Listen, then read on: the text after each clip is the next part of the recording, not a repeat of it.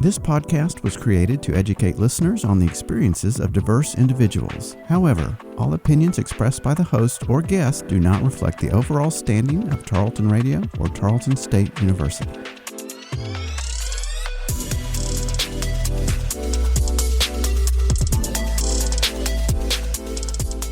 Hello everyone, welcome to Making Space, the Diversity Dialogue. I'm your host, Cole, and this is a biweekly podcast where together we'll have questions answered about socially sensitive topics while learning how to create lasting relationships with diverse people. This episode's topic was chosen in honor of Black History Month, and we will be discussing police brutality and specifically against Black individuals. And here to help me today is my guest expert, Malik Miles. You want to say hi? Hello, everybody. He is the president of the Black Student Union. He has also given a few lectures with the Office of Diversity and Inclusion and International Programs here at Tarleton State University for the month of February. If you haven't already, you can all go and listen to the bonus live dialogue that we put out last week about the lost ancestry of African American people caused by the slave trade. That was Malik here. He did a very good job on that. All right, thank you. And now I'm going to go ahead and let him tell you about his personal experience on campus with his leadership and being a part of the community. Okay. Excuse me. Thank you. So it really kind of started sort of my sophomore year when I came to college, because when I came here my freshman year, I was actually looking for this to already be here on campus. It wasn't already? It wasn't. I did not know that. Yeah, from my experience, like I didn't even know the fraternity that I'm in, Phi Beta Sigma Fraternity Incorporated, was here on campus. So it was kind of like hard for me to maneuver through Tarleton when I was here. Like it was very difficult for me, to the point where I was like considering transferring to another institution. Oh, really? Like another institution that had them already, or just more so of like to. Not even just a fraternity, just a Black presence, because when I got here, it seemed as though it wasn't even that many Black students here. That is true. So, that is true. At least from the right. outside, it does look that way. Right. So when I got here, I kind of felt like I was an outsider, because, you know, when I grew up in a predominantly Black neighborhood, went to a predominantly Black elementary, middle school, high school, predominantly Black church. Everybody in the neighborhood. So that was just that. I was just around that culture my entire life, and I was just used to that culture. So when I got here and I kind of saw that it wasn't that much of it here, it was kind of like a big shock for me, and it was hard adjusting for me. So my sophomore year, my spring semester, my freshman year, I had found out about this organization called the Black Excellence Association that was here, and the president at the time, she was an OA in one of my dorms. So she told me about the BEA, and she told me to sign up for like this trip that they go to every spring semester called the Big 12 Black Leadership Conference, and that year it was held in Baylor. And so the Big 12 is basically like all of the Big 12 institutions that came together and created the Black Leadership Conference to discuss different things within Black issues, and also provide leadership development and things of that nature. Was that specifically for college students in yes, university? Specifically for college. It's kind of sort of like SBSLC, but like on a bigger scale. Will you describe what that so was? SBSLC is fine. So SBSLC is the Southwestern Black Leadership SBS. So yeah, Southwestern Black Student Leadership Conference. So it's basically the same, but it's kept within the A&M systems of school. Oh, and it's held at A&M. That's cool. So the Big 12 is like just like that, but like on a bigger scale. So myself, Cam, who was a member of Mental Freedom, I didn't know him as well, and three other students. We all went to this conference, and so me and Cam were like the only guys on that trip. So we roomed together, and I began to start talking to him and things of that nature, and I found out about the Mental Freedom, the organization here on campus. Yes. So I joined Mental Freedom, and then since then I just started getting involved in Mental Freedom. And Mental Freedom, for our listeners, that's something based out of ODI? Right. It's a ODI departmental organization for minority males here on campus. Okay. So I began joining them. I began taking leadership positions within that org, and then so that's where my leadership development game. I began doing different programs, kind of, lecturing programs, presenting during mental freedom. But then as time went on, I was kind of like, it still is not like a space for black students here. Mm. So I eventually ended up finding out about Phi Beta Sigma my sophomore year, fall sophomore year. I found out that it was here on campus because I had a friend of mine who was in the fraternity. Mm-hmm. So as I began talking to him and things of that nature, I began getting interested into the org, and then I eventually joined the organization. And so my big thing was like, so Phi Beta Sigma Fraternity Incorporated is an NPAC organization. So the NPAC is basically a council of 9 African American fraternities and sororities. So that's Alpha Phi Alpha, Alpha Kappa Alpha, Kappa Alpha Psi, Omega Psi Phi, Delta Sigma Theta, Phi Beta Sigma, Zeta Phi Beta, Sigma Gamma Rho, and Iota Phi Theta. All 9 of these organizations were all African American fraternities and sororities, and all of them, the first one was Alpha Phi Alpha. So all of these organizations had great history, and Phi Beta Sigma stood out to me the most. So I felt like with that organization being as rich with history and as important this organization was to the community, I felt like that it was only important for the black students on campus to know that Phi Beta Sigma and Zeta Phi Beta, which are both here on campus, are here on this campus. Do you feel like you have that voice here, or is it still difficult for you? I would say more so, and I can only speak as far as being my org, me and my line brother, and what we did with Phi Beta Sigma. I felt like we had to create that. I felt like it wasn't given to us. It wasn't there. We had to personally create that for ourselves. We've accomplished that, and we've did that. Now Phi Beta Sigma and Zeta Phi Beta are known organizations on this campus. Good. That's really good. All right, I think we're going to go into the history of police brutality and oppression of black individuals. Now, I did quite a bit of research, and I'm not an expert, though, still, right. Definitely not. So if there are things I get wrong, I apologize, and Malik's going to help me keep on track there. But as far as policing goes, what I found from the Smithsonian is that modern policing came about in around the 1830s time frame, and the first police department that we recognize as a police department came about in 1838 in Boston. And that's interesting because it is the more northern area, right. And when we think of that time frame, we think of the Civil War, right, in which, of course, black individuals were searching for freedom, right? And as soon as they were freed, and of course Jim Crow laws started happening in the South, they fled toward the North, correct. But they still faced a lot of oppression, especially from the police, who were trying to crowd control and population control.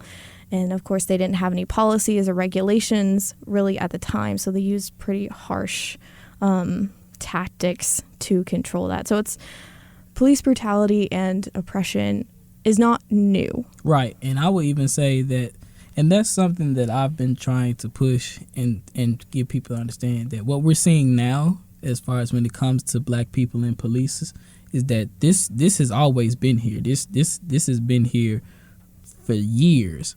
If you really dive deep into the history of the police here in America, before the police became an institution, the police were slave catchers.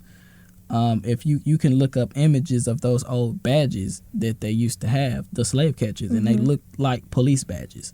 So, these slave catchers these were their mandates to protect the white slave owners' property, and when their property ran away, to go and get their property back. Wow. So that's something that a lot of people don't think of when it comes to that. Like the whole institution of the police system started with that. Yeah, I think I glanced over that in my research, but it's difficult to find a lot of in-depth articles. But I'm glad you mentioned that, because it's hard to wrap your head around, because at least from the small worldview that I grew up in was that police are meant to protect you, and that's a hard thing to think about, is they originally were pretty terrible. Right, and also too, because it just goes, because coming from the background and the neighborhoods that I came from, looking at the two different neighborhoods, because I know I've been in certain neighborhoods and watching how the police interact with people in different neighborhoods. In any other, more so in like upper suburban communities, they're a lot more friendly. They're not patrolling that much. You rarely see them, versus when I used to live in South Oak Cliff, Dallas, they were patrolling a lot. All the time. You saw them a lot. So it is that history between police and black people have never been at a point to where we saw them as protection. And that's what they their whole mandate is supposed to be, to protect and serve the community. Right. My tax dollars are paying for you. Right. And it's the whole thing. It's like I'm paying somebody to oppress me. That's a very difficult concept. I think so we've talked about like how police became about, and then moving to the 1920s, which is interesting, because what I've read, there's not much between there, at least that I could find. Right. So moving forward to 1920s, early 1930s, Illinois was one of the first states to take a crime or a criminal data survey and then publish that. And what that really stated was, of course, they wanted to see what the crime rates were. Right. But it said that 30% of the victims of police killings in that area were of black individuals. And I believe the number, it was only 4% of that area's population were black. Yeah. And yet it's 30% of the killings. So the statistics on it is astronomical sometimes. Yeah, it's I mean, and that's why it's, when you talk to certain people and, they say, oh, it's not because of race or it's not because of that. But when you look at the statistics say otherwise. Right. The numbers say otherwise. Yeah. And it's in that point of time where this was published that people were finally seeing that, and at least some people were pretty concerned about it. And then President Hoover at that time established a committee called the National Commission on Law Observance and Enforcement that was actually I believe it was made up of around 12 people. I could be wrong on that one. But it was a committee that looked at police policy that was already in place and suggested new policies. Right. So it was a step in a better direction. And then we go from that into the civil rights movement, which is the 1950s and 60s. And that's going to be where you see a lot of your sit-ins and what you kind of hear about in grade school, which is like Rosa Parks on the bus and that sort of thing. Which is interesting because during this entire era, this is where the SWAT originated from. The whole idea of having a SWAT originated during this era. Because of the riots? Because of the riots. They began to militarize the police. I did think I read something about that. That they just, as a community, they started to give more money and funding for certain weapons and more higher force weapons of that sort. Which is very interesting. I remember when I found that out, and it when I researched it blew my mind that during this particular period, that's where the whole idea of the SWAT came from. Because of these interactions with black people, because these black people was tired of the oppression and was tired of the brutality, the police department decided that they needed to militarize themselves a lot more. Right. And what you see, at least now on TV and stuff, is SWAT. Oh, okay, they're just going into someone's house, and that's what you see. But it originated from riots Yeah, and protests, look at the, some of them peaceful protests. Right, and I mean, look at how the police are now. They look a lot more militarized. That's true. With the vests and the... Yeah. Well, some of that is definitely protection on their part. Right. There are a lot of high-powered tools that they use. Right.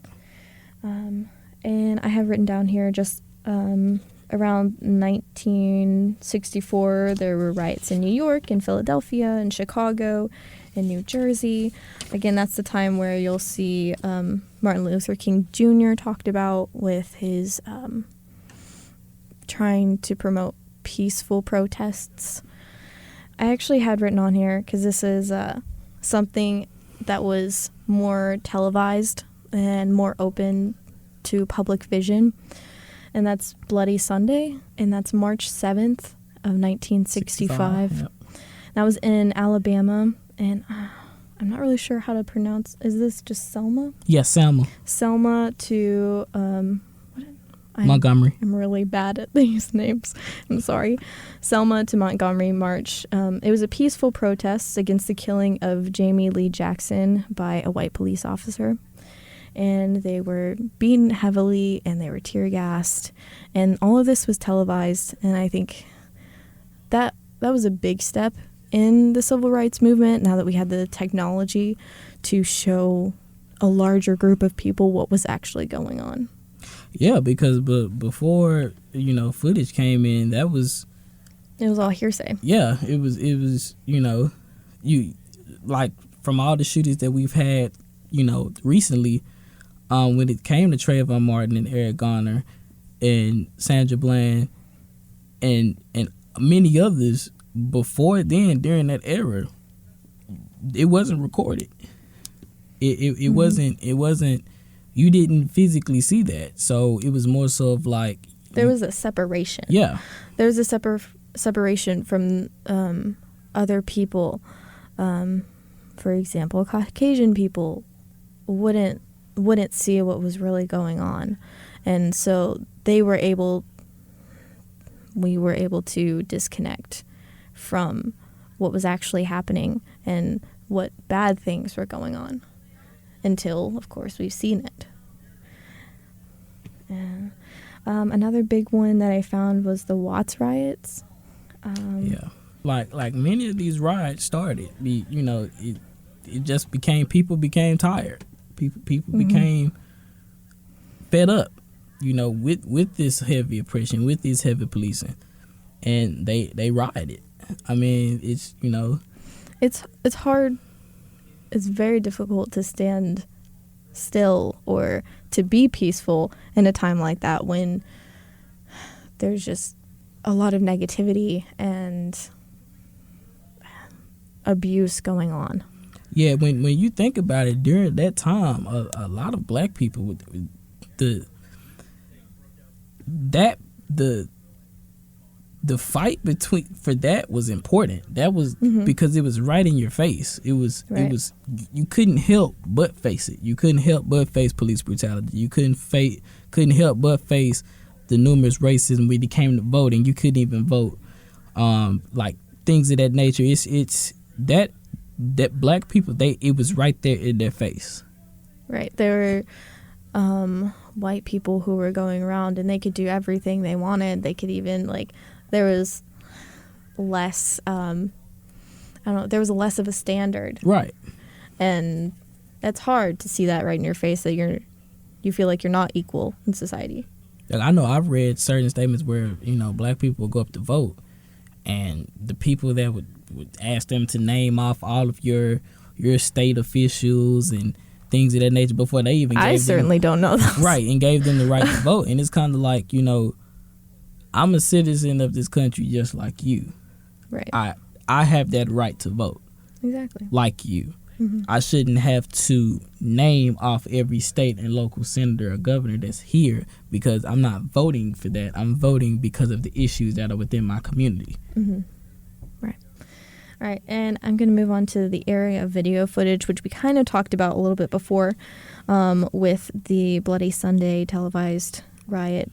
In 1991, Rodney King was another cab driver who was beaten and killed. he was hit over 50 times with a police baton. And all of this was filmed, videoed, and sent out on TV. And it's interesting, like we talked about before, that because it was videoed and people could see it, people connected. And that kind of goes back to the history of film and war films that were played, and just people connecting more once they've seen it. And social media, of course, plays a big part now. Yeah, it does. It's I would say it's been more of a way for people to voice their opinion and to be able to rally people together. Right. And I know at one point I saw in one of the lists of names that somebody had Facebook Lived a certain police brutality incident, which, I mean, it can reach a lot of people that way. Yeah, Social and it's media, crazy. Yes. It's a lot of incidents that happen that people really don't know about. Like I have Twitter, Instagram, Facebook, and I see videos every day right. of police brutality being portrayed. That's what makes it different now, that social media versus television. Television, well, it took a while to get up. It could have been edited pretty quick, but Facebook Lives, of course, you're right seeing there everything that's happened on both sides. Because I can remember a video I saw not too long ago where this police officer, like, he had pulled the guy over, and he was finna ready to pull the guy out of the car, and the police officer immediately reached for his gun and was finna pull the gun out to shoot him, and the guy closed the door and drove off. And so, a lot of people were saying, oh, he was wrong for doing it. And the police officer, his partner, had to grab him. Yeah. So it was almost in that moment, that man had to choose whether he wanted to live or die. And he chose to live. That's a hard choice, because you're told not to disobey a police officer because they have the authority in that aspect. But when it's a choice of, like, do I run, or is there a possibility of me getting seriously injured or killed? Yeah, it's and that's the disparity when it comes to, well, I would say the issue when it comes with black people and police. When we pulled over by the police, that is a life and death situation. We are what goes through a black person's mind when they are pulled over by the police is, let me do everything I can to make sure I can go home, because at any given moment, this could be my last time. Right. Just for a basic, my light could be out, and you pulling me up about my light. I'm not worried about this light. I'm worried about, are you finna am I gonna die just by having this interaction with you? And I think that's the important thing when it comes to black people and police officers. When we approach and we have interactions with police officers, you're contemplating whether you're going to live and be able to go home and see your family. And by having an interaction with someone who's supposed to be protecting you, whose whole job is to protect you, and you're afraid of this person. You're terrified of this person. And I think that's the thing that people don't understand. For black people, the person that we're supposed to protect, the person that everybody is telling us that we're supposed to respect, that we're supposed to honor, this, that, and the third, we're terrified of them. You can ask any black person, like, that's the thing that we have and what we think about when we interact with a police officer. All right, I think as we're still in history, we're going to move on to the Black Lives Matter movement after the Civil Rights Movement, and that was early 2010s, right. 2013 to be specific.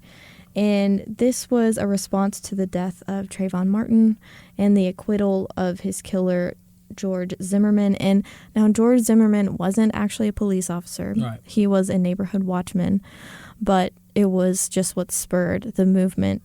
It was started by 3 black women. These 3 women started this hashtag and has now grown into a global organization that has over 40 chapters all over the world. So that's pretty amazing. What they stand for is the global affirmation of humanity, of the Black community and Black individuals, and recognizing the attributions that they have had in society, and also to resist the oppression that they face. And I think we talked a little bit about Eric Garner, but he's another one of those that happened after Trayvon Martin.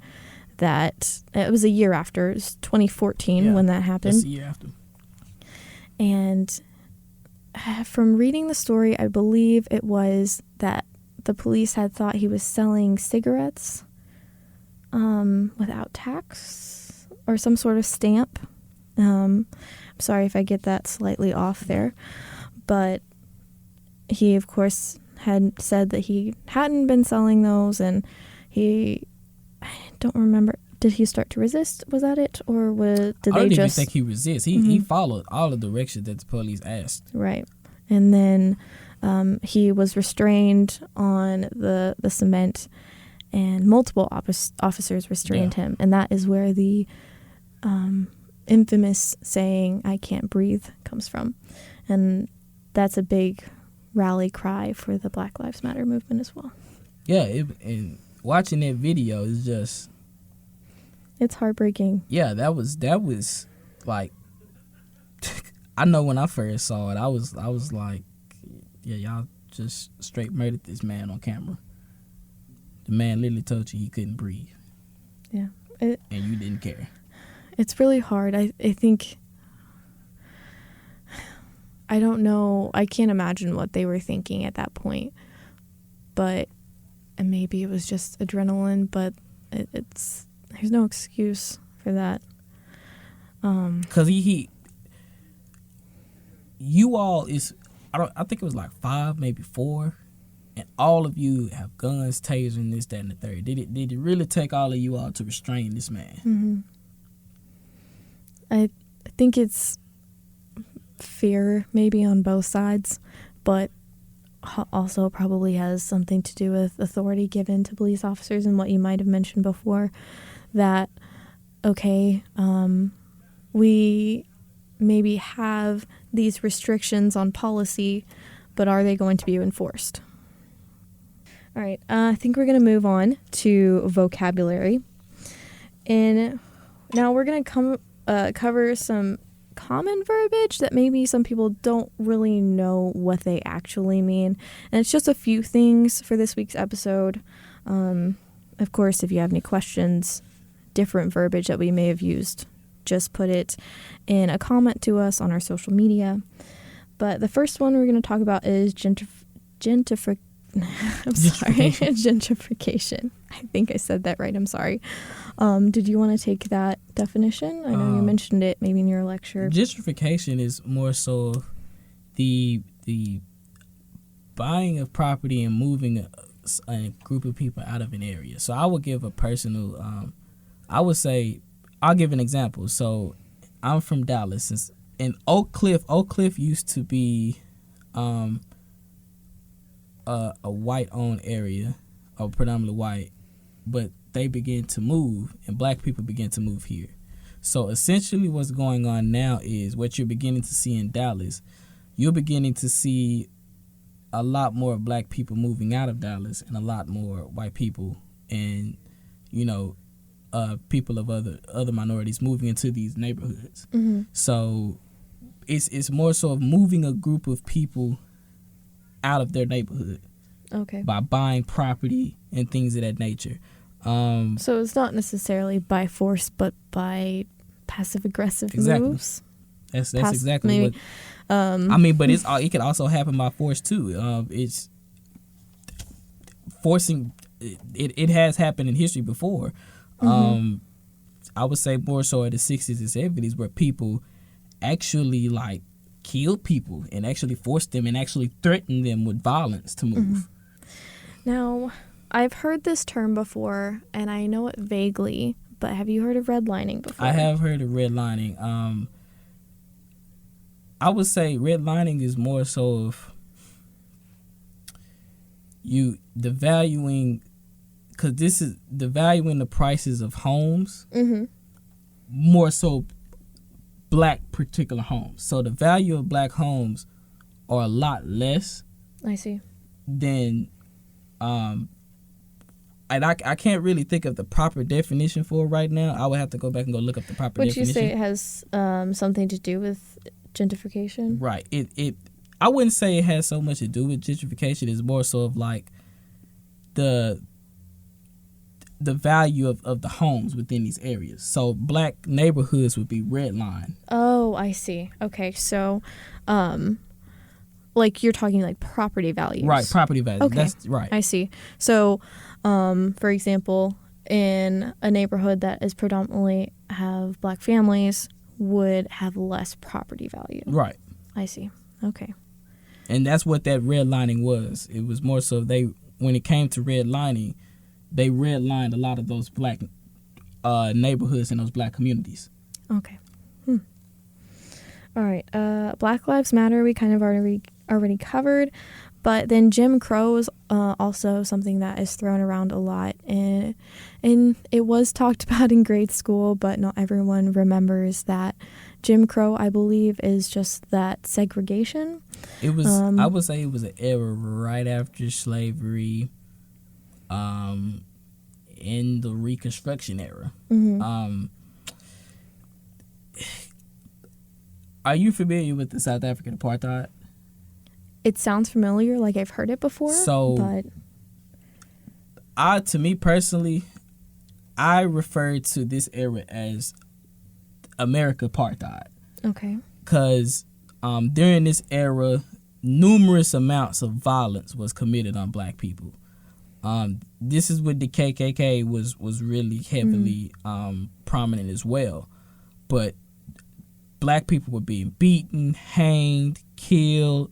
They were being segregated as far as homes. Right. This is also schools. the time frame where the whole, if you see any pictures of like the water fountains, that right. sort of thing. White only for water fountain, right. white only stores. And if you look, there's pictures of if they were finna hang a black person in a town, they would pull their kids out of school. This was like a big public event. Like people barbecued, they had picnics, they were taking pictures. Like it was like more so like a fair for just hanging a black person. Wow. During this era.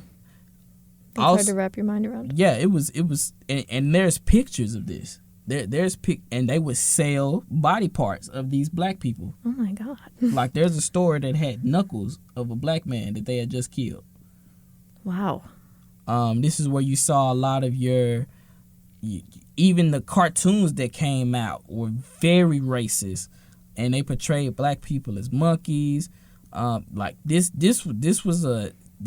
happened right after slavery. Right. So it's a time frame where, I guess in grade school, like I was talking about, you really just think of it as like maybe directly after slavery, but it really continued on into the 60s. Right, into the 60s when the civil rights movement started.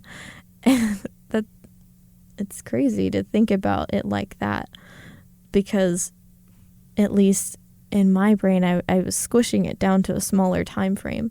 When actually, this was like I have grandparents that lived during this era. Mm-hmm. I heard it's this rapper named David Banner, and he says this all the time: black people haven't been out of slavery as long as they've been in it. Wow. Yeah.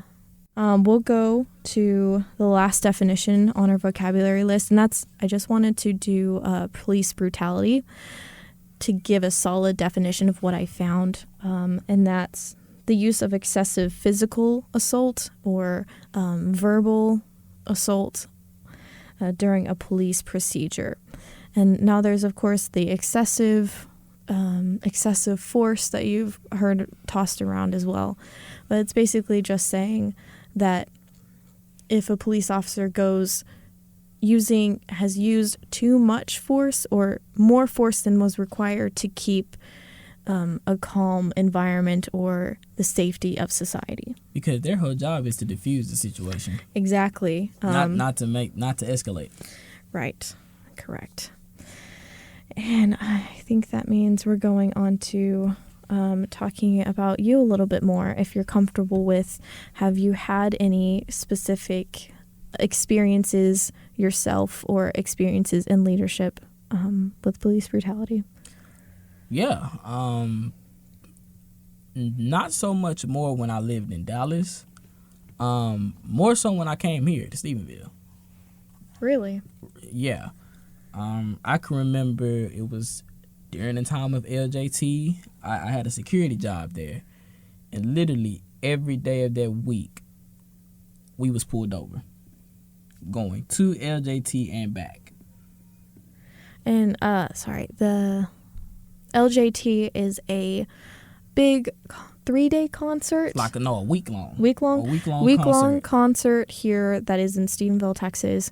And there's a lot of alcohol consumed there, so there is a pretty heavy police presence. Yeah. And they recruit a lot of college students to work these events, but it's still. And it was so crazy because it would be some days we got pulled over by the same officer. Oh, see, I've also worked LJT, and I didn't get pulled over at all. Yeah, like it would be like times like, sir, you just pulled me over yesterday. I already told you I work here. Right. Yeah, that's difficult. So experiencing that, I can remember there was a time we got pulled over. He pulled us out the car. He thought he thought he smelled marijuana. Pulled us out the car, searched the car, and literally the entire time, and there was another police pulled over. Literally the entire time, their hand was on their gun. The entire time. And so I had my cell phone, before we had got pulled over, my Amber Alert was going off. Mm-hmm. So the entire time we're going through this entire experience, I'm praying to God, don't let this phone go off. Wow. Because their hands were literally on their guns the entire time. Wow. So I'm making sure my hands are being seen. I'm not moving too much.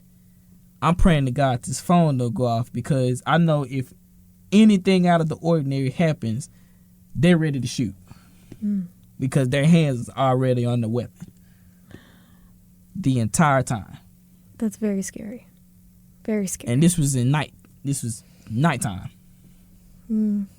That's an incredible experience, and not and that in the had me happy shook fashion. up. That had me shook up for like a whole week. Like literally after that entire experience, like I was literally shaking when I got home. That's very traumatic. Because I honestly didn't know if I was gonna make it out of that experience or not. Mm-hmm. Like it was literally like that was that. Like when I went to bed that night, I was like I could have died. Mm-hmm. I could have been another name. Right. And there's a long list of those names. Exactly. Me and 2 other individuals that were with us. We could have been other names. It's easily, and it just let me know that could have happened instantly. And something that's interesting is just that if you grow up in a community that doesn't have a lot of diversity, you don't have a lot of friends that are black or have had those experiences, you don't know that these are happening, or you kind of live in this bubble. And to hear it from someone who is your peer is so hard, because you realize that you've been missing something, and you have to choose whether you're going to advocate for them, right. or and I know if you just respect and understand. Right. And I know now that they have body cams, but I always say, if you could turn the body cams off, what's the point of having them? Yeah, I know. At least by policy, they are required to turn them on for every stop, and I cannot speak to any police officers. I do have a few in my family, but I don't speak to them very much. That's just a personal thing. Right. So I can't speak to that. That's just what I know as far as their policy goes. I don't know how often that policy is followed or not. Right. All right, we're going to move on Thank you so much for sharing that. I know it can be very difficult to share something personal like that. And we're going to move on to the question portion. And I would like to say before we start that we acknowledge that Malik does not speak for the entire Black community. He only speaks for himself and his experiences and his opinions. But he does have those experiences, and that's why we have him on the show. All right, we're going to go into the first question. And should people refer to you as a Black person or an African American person? Why is that an issue? Why do we have that? What do you think? So, more recently, I have started to look at myself as an African who lives in America. And this is why, because Black is a color, not a race.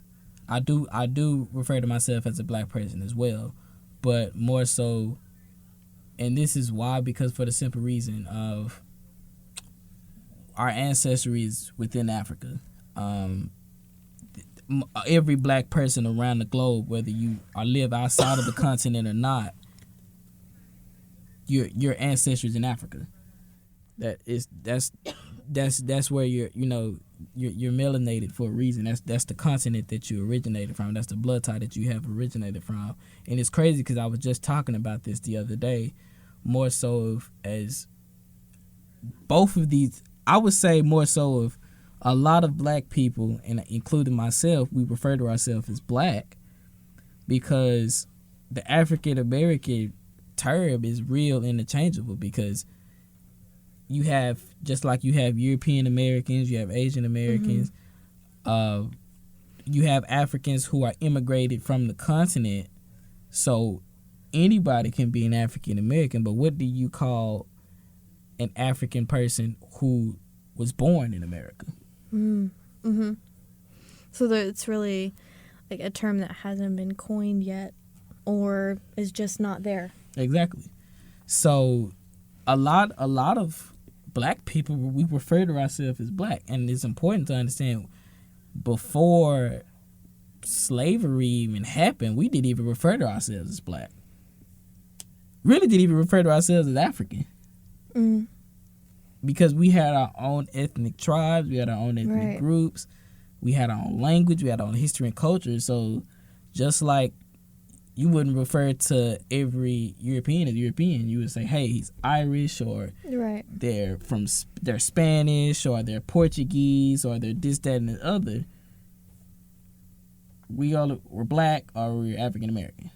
Right. And of course, to be able to even distinguish that, it goes back to the lost ancestry, and that means you guys better go listen to the dialogue, the live dialogue that we have on our channel too, to kind of get some interesting facts on that. And so, what term could you say that outsiders could use? African American and Black, I would say, are pretty good terms. They're pretty good words to refer to African Americans. They're not. I would say those two terms. Okay. Yeah, because I know I was struggling with, like, do I say Black community? Do I say African American? Because it has started to be tossed out there that maybe African American doesn't fit completely. Right. So thank you for clearing that up. This was a question brought to my attention, and I think we've covered a lot of the reasons why. Right. But I'm going to go ahead and re-say it now. Why not just do what the police say? Isn't it really just that easy? It's not that easy. But here's the thing. Even when we do what the police say, we still end up getting shot or killed. Or we still end up becoming brutalized. Now, when they say, is it really that easy? I mean, it's more so, do you choose? Because whatever this police may ask you to do or may be accusing you, because you could be trying to get me to admit to a crime. Mm-hmm.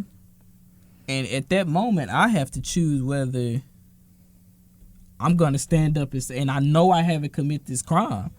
Am I going to agree to commit this crime so I can live? Or do I stand up because I truly, really didn't do this crime? Mm. And it's more so of like when it comes to that, nobody else has to deal with that. Right. Has to decide whether, because there has been instances where I have saw white people, they just talking crazy to the police. Yes. I've definitely seen that too. And the police is calm. Mm-hmm. So my thinking is like, okay, if you can be calm at this particular instance, and this person is cussing you out, they calling you out your name, they threatening you, this, that, and the third, but because I asked, officer, what are you pulling me over for? You get aggressive and you get barbaric. That's just mind-boggling to me.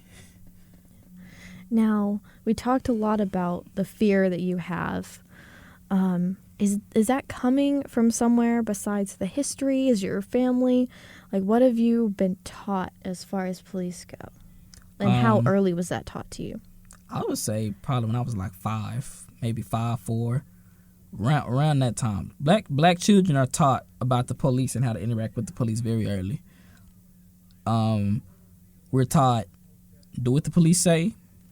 When you get pulled over, show your hands. Make sure they see all of your hands. Don't reach into your pocket. Don't reach into your glove compartment. If they ask you to do something, say, officer, I'm going into the glove compartment to get this. Mm-hmm. Like it's real. Like it's almost like we get in. Think about it. You're 4 and 5, 6 years old, and you being taught this. Yeah, that's something to interact with a person who you're also being told is meant to protect you. Mm-hmm. So as a child, you can see how that's kind of like. So I'm having to do all of this. It's contradictory with somebody who's supposed to be protecting me. Right. It's a hard line. And you're teaching a young child this, but most black parents are teaching their children this because the simple reason of, even as a child, you can still get shot and killed as the police. Mm-hmm. And it all goes to, when it comes to black children aren't even looked at as children. Mm. Like, we all saw the video of the police officer throwing around the black girl at the pool party. That video, and the way he treated her. I just treated the black teenagers, period. Mm-hmm. Like, black children aren't even looked at as children. We're looked at and treated as if we're 25, 26, 30, and this child is 6. Right. Or 5, or 4, 3, 2. Mm-hmm. They're children. So it starts that young. Just the fear you have to instill, or else it's like a fight or flight type thing. You just have to do whatever you can to make sure that you get home. Right. And while this question was posed, because I mean, for you listeners out there, even for me, it's just easy enough to be like, oh, I got pulled over. Okay, let's get my insurance, yada, yada, yada. Don't really care. I'm on my phone. I'm doing something. And it's a different experience for people of the black community. It's different. And because they were raised a certain way, but also because police treat them differently. It's just different. That's a fact. That's mm-hmm. we're not making it up. We're not over exaggerating. This is a fact. Right. All right. I think we mentioned what black children are taught, and I'm gonna go to, does having black police officers help? Do you think that helps? Do you think that doesn't make any difference? Does it make it worse? as long as these officers are within their own community, because you know the community, you know the people within this community, so you know how to treat these people within their community. You're more likely to. You may have a black boy who you know gets into a little trouble in the community, but you know this community. You watch this boy grow up. So with you being a black police officer from this community, you're 9 times out of 10 to be a little bit more understanding of this boy and of the community. Versus you have somebody who's not even from this community, not even a part of this culture, this group, just in this community. Right. So you're going to treat this community any way you want to, and you don't really understand how this community operates. So, but also too, this is just, I say it helps if they are placed in their own communities. Okay. That makes sense. Because you have that experience of those individuals, not only because of those individuals that you've already known or grown up with, but you also have a feel of how the culture within that specific location works. All right. Now, we talked about Black Lives Matter, and I'm sure our listeners have also heard the term Blue Lives Matter. And that is just talking about the pride in police and backing your police departments and that sort of thing. The question that was posed, why is Black Lives Matter more important than Blue Lives Matter? For the simple reason of when we started saying Black Lives Matter, we never said other lives didn't matter. Okay. Of course we know all lives matter, but forever since African Americans was brought into this country, our lives have not mattered. So we're saying Black Lives Matter.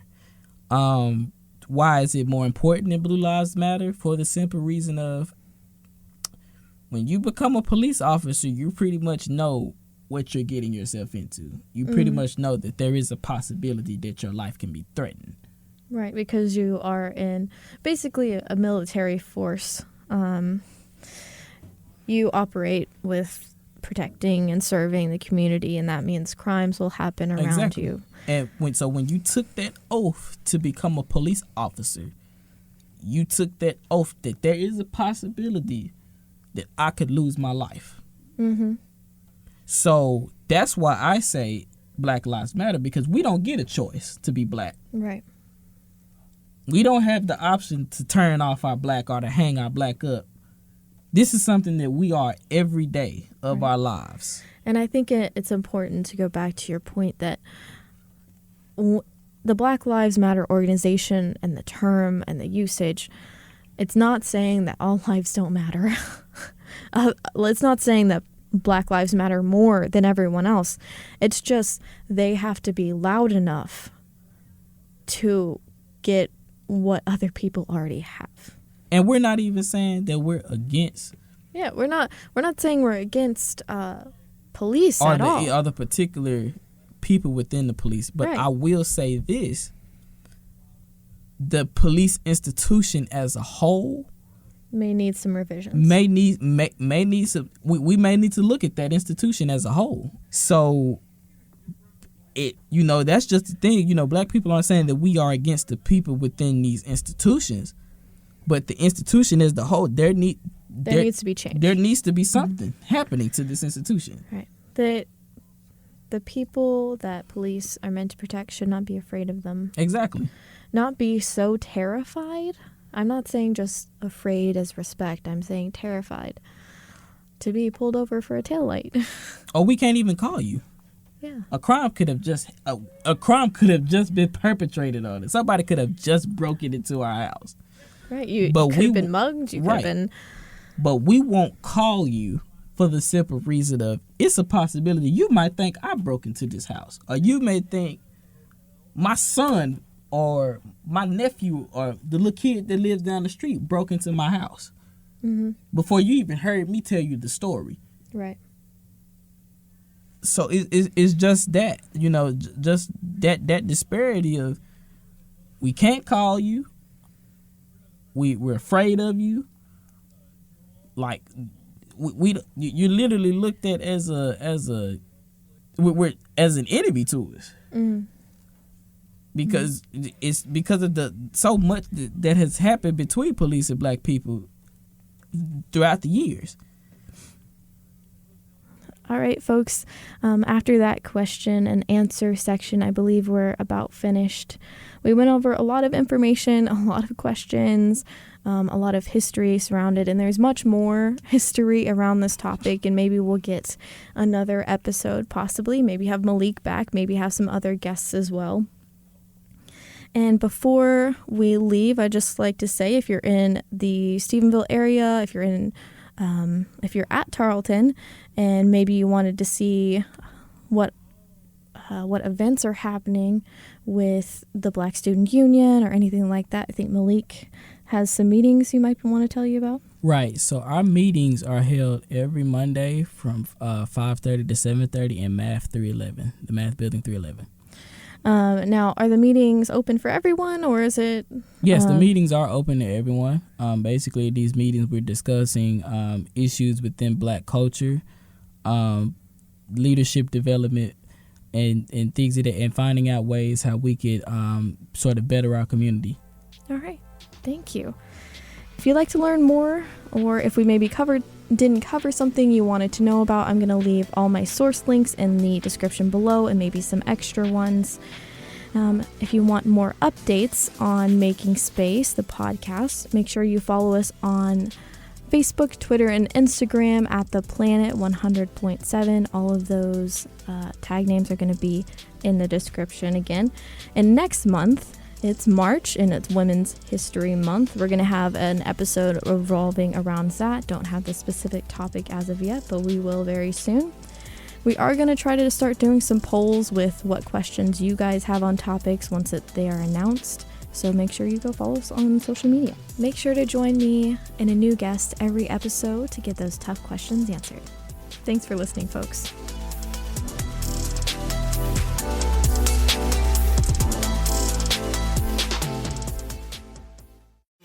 This has been a Tarleton Radio Network podcast with production from AJ Heyer and Taylor Welch. Find more great shows by searching Tarleton Radio Network wherever you get your podcasts.